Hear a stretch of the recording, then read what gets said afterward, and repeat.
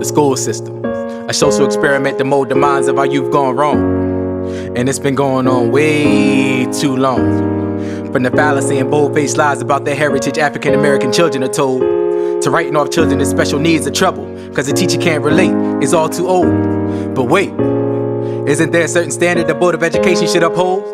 I mean, the books are falsified as far as African history goes. They show us a few greats mostly in February, and learn European supremacy, while we digest misery and slavery woes.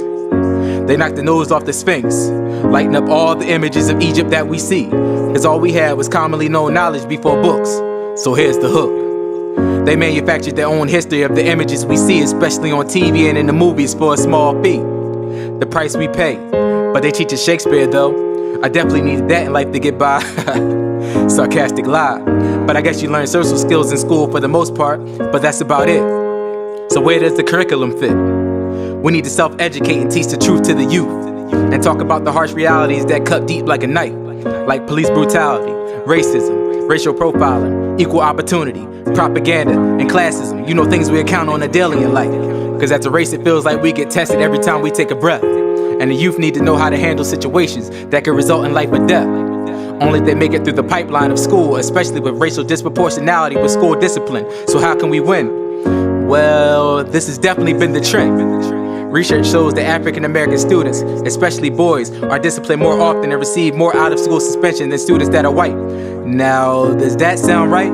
But yet again in 2010, they found that over 70% of the students involved in school-related arrests or that were referred to law enforcement were Hispanic or black. The schools are closing, but the prisons stay open. Little known fact. That same year, a study of 72,000 schools, while black students made up for 18% of the sample, accounted for 35% that was suspended once, and 46% suspended more than once. Now that math just shows division to separate class, and I don't mean the classroom. I'm talking about how our children are being swept under a rug with a biased broom. Cause see, for African Americans who are not a priority due to inferiority, we are horribly left at a disadvantage, but we manage with the odds against us. But aren't the children supposed to be the future? Or did they have a selective group in mind and just want to mute us? Sad to say, but it's the truth. Don't believe me, here's proof. Low in the reading level for African Americans is 74%, and Latinos 81%, and for white and Asian American it's 88 and 90%. And this is Florida, and of the state school children, African American and Latinos make up more than 50%. So to what extent is the point of holding us to subpar standards? Way to push us hard to go far. Passing children along grade to grade. No wonder we never have a majority going pre-med or passing the bar. With the proper teaching, there's no telling where our children can go. But talking about forgotten youth in schools, let's look at Chicago, where the public school board closed over 49 schools. I hope you're not amused. Saying the schools were being underutilized and housed students that were underperforming. That's so alarming. Way to give up, or is that getting back to status quo? Affecting 30,000 students, 90% of whom are African American and Latino. Sound like a theme though. And if you know like I know, gang violence is high there. Oh no.